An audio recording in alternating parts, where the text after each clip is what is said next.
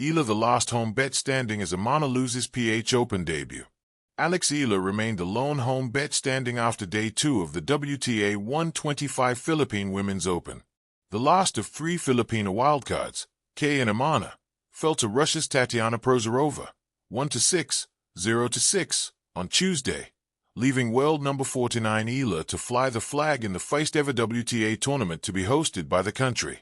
After a rain delay that stretched over 3 hours, former UAP MVP Emana fell meekly after just 42 minutes of action on Court 1 of the Rizal Memorial Tennis Center. The 22-year-old followed the exits of fellow Filipinas Teniel Maidis and Elizabeth Abaquez, who were both eliminated on Monday. Second-seeded Eala, who ousted Russian Elena Chereva, 6-1, 6-2 on Monday night, will play her round of 16 match on Wednesday and is set to face either Nao Hibino or Himino Sakitsum. Meanwhile, top seed Tatiana Maria, WTA number 42, was made to sweat before advancing to the round of 16 after a 7-6, 5, 6-4 win over France's Leolia Jean. Chinese qualifier Ma Yixin, WTA number 225, also pulled off an upset, knocking out number 98 Daja Seminastaja to secure a second-round berth. No qualifier got past the first round in the main draw. Some remained in their seats, staring at the court as if the lines might rearrange themselves into a happier ending. Others stood quietly, phones lowered, applause fading into something softer, acceptance, maybe, or resolve. The Philippine Open had delivered its first heartbreak of the week, and with it, a familiar truth of elite sport. Not every debut ends in triumph. For Emana, the dream bowed out early. The loss came swiftly, decisively, and without the cruelty of false hope. A debut on home soil is a strange burden, half gift, half weight. Every cheer amplifies belief. Every error echoes louder than it should. Emana fought, flashed moments of courage, but the gap between promise and polish showed. When the handshake came, it was met with applause that was warm, proud, and understanding. The scoreboard told one story, the crowd told another. And then there was one, Alexander Eala. As Emana walked off court, Eala's name began to surface in conversations, in headlines, in the quiet calculations of fans looking for someone to carry their hopes forward.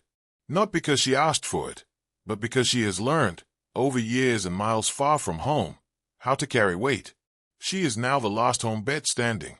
That phrase, last home bet, sounds like something borrowed from a casino floor, all risk and desperation. But Eala's story has never been about luck. It has been about distance, sacrifice, growing up too fast in foreign places so that, one day, she could return not as a guest in the global game, but as a contender. Where Emana's debut was about arrival, Eala's presence is about continuation. She has been here before, not just at this tournament, but in this moment of expectation. The crowd doesn't just cheer for her shots, they cheer for the years they've invested in believing she could belong on courts like these. Every forehand she strikes carries echoes of junior titles, overseas academies, and long nights where home was a memory instead of a place.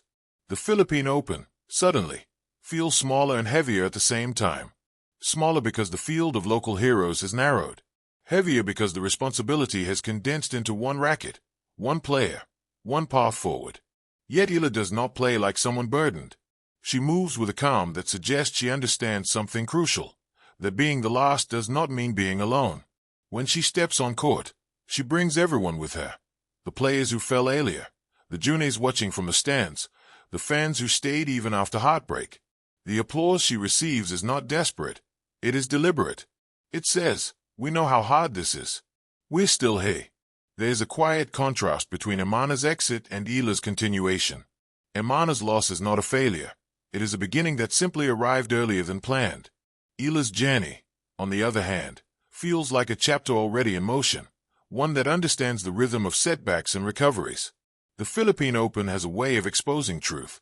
It shows how thin the margins are, how brutal the transition from promise to performance can be.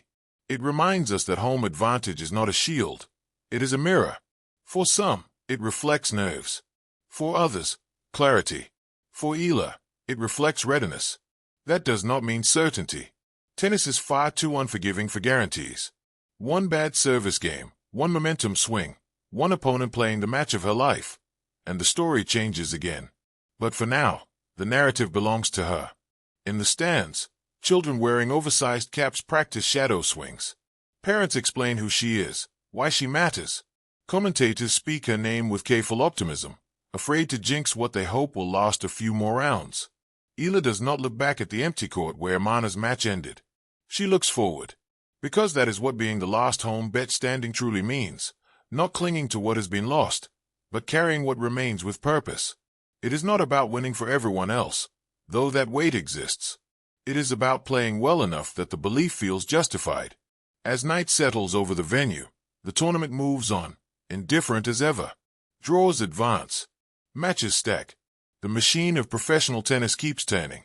But somewhere between the echoes of applause and the quiet hum of anticipation, one truth settles in. The home crowd still has a reason to stay.